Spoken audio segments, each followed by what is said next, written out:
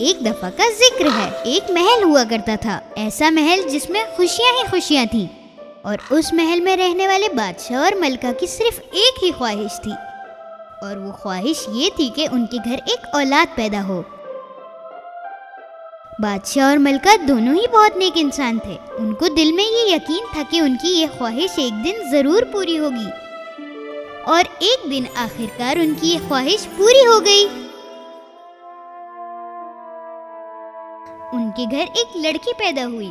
क्योंकि उसका चेहरा खिलते हुए सूरज की तरह था, इसलिए उन्होंने अपनी नन्ही शहजादी का नाम सनशाइन रख दिया।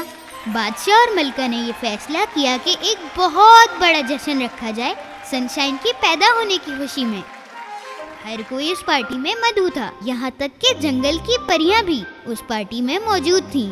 लेकिन बादशाह और मलका ने एक बहुत बड़ी गलती कर दी। वो एक मखसूस परी को बुलाना भूल गए। हर कोई, यहाँ तक के बादशाह और मलका भी सनशाइन को तोहफे दे रहे थे। अब बारी थी परियों के तोहफे देने की। सब परियों ने एक एक करके सनशाइन को तोहफे देना शुरू किया। उनके दिए हुए मैजिक गिफ्ट से सनशाइन दुनिया का कोई भी काम कर सकती थी। आखिर में सिर्फ 3 परियां रह गईं, जिन्होंने अभी तक तोहफे नहीं दिए थे। फिर उन तीनों ने भी अपने अपने तोहफे दिए।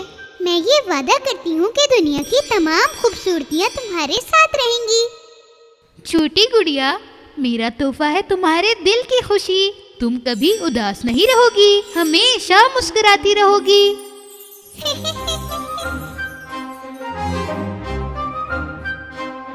जैसे ही आखिरी परी अपना गिफ्ट सनशाइन को देने लगी, कुछ बहुत अजीब सा वाकया हुआ। चारों तरफ यकायक हरे रंग का धुआं फैल गया।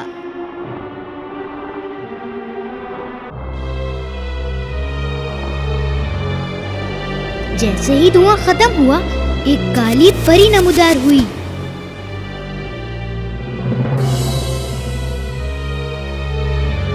बादशाह ने कहा कि तुम कैसी परी हो, जिसने आके पूरी महफिल खराब कर दी। दूसरी परियों ने फौरन उसे पहचान लिया। वो एक शैतानी काली परी थी। तो मैं देख रही हूँ कि आपने सबको बुलाया हुआ है यहाँ पे। बादशाह, मलका, दोस्त, यहाँ तक के परियों को भी बुलाया गया है, पर आप मुझे बुलाना भूल गए। बादशाह ने उससे अपनी गलती की माफी मांगी, उसे ना बुलाने की वजह से। अब जब मैं यहाँ पे आ ही गई हूँ, तो इस प्यारी सी गुड़िया को तोहफा देकर जरूर जाऊंगी।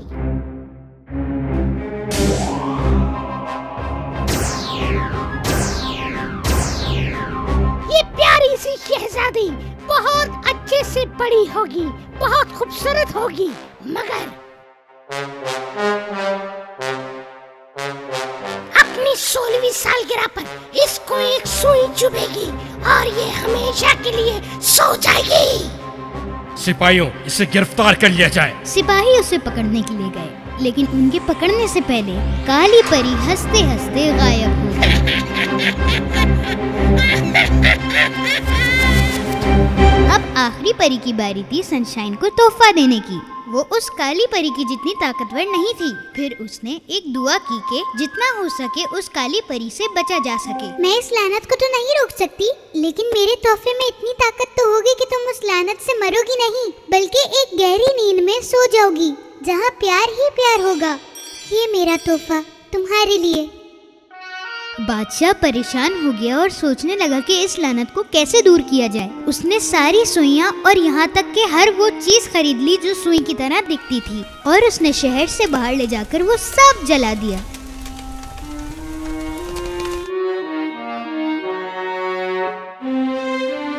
परियों के दिए हुए तोहफों के साथ शहजादी सनशाइन बड़ी होने लगी और हर कोई उसको चाहने लगा।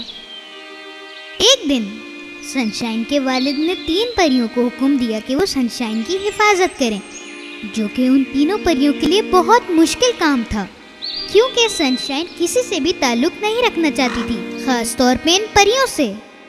सनशाइन बड़ी होकर निहायत ही खूबसूरत लड़की बनी, अपनी खूबसूरत परियों के साथ। आखिरकार वक्त आन पहुंचा।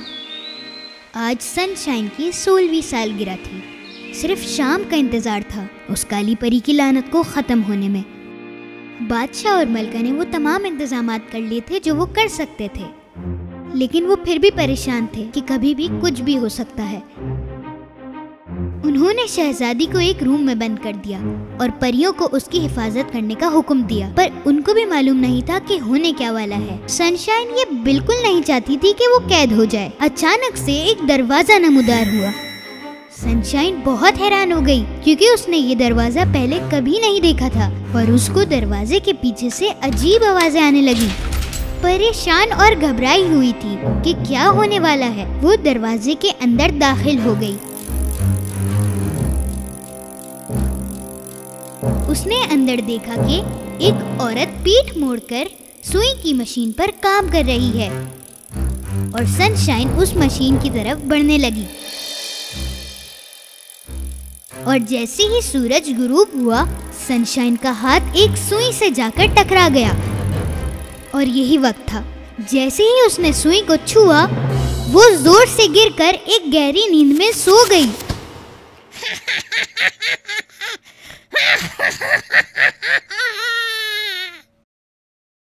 तो यही वो दिन था, जैसा कि काली परी ने कहा था वैसा ही हुआ। सनशाइन की 16वीं सालगिरह पर उन्होंने उसे बहुत अच्छे लिबास से तैयार किया और एक फूलों वाले बेड पर लिटा दिया। तो इस तरह शुरुआत हुई सनशाइन की उसके ख्वाबों की दुनिया में। बादशाह और मलका इस दर्द को रोकना चाहते थे, तो उन्होंने ये हुक्म जारी किया कि किले के तमाम लोग एक गहरी नींद में सो जाएंगे।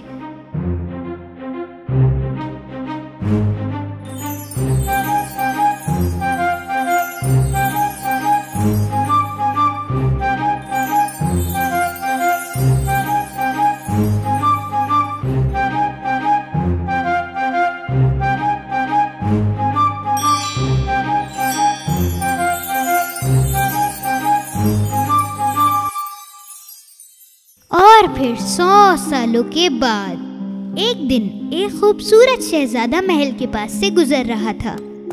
उसने एक बहुत ही बोसीदा सा महल देखा।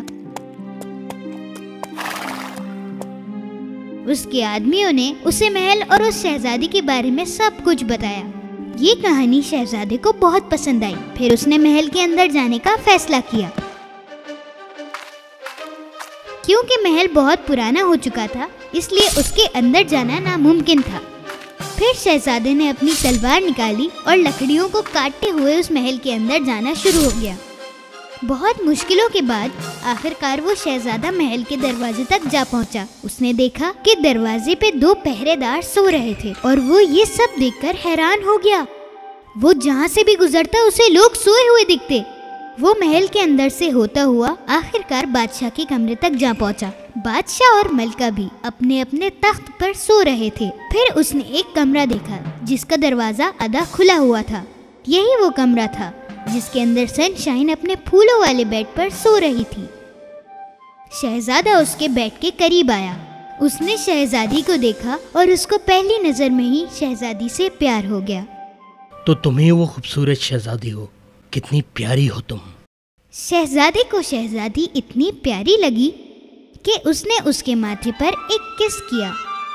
उसने फौरन आंखें खोल ली और देखा कि उसके सामने एक खूबसूरत शहजादा खड़ा है। इसी के साथ ही किले के तमाम लोग 100 साला नींद से जाग उठे।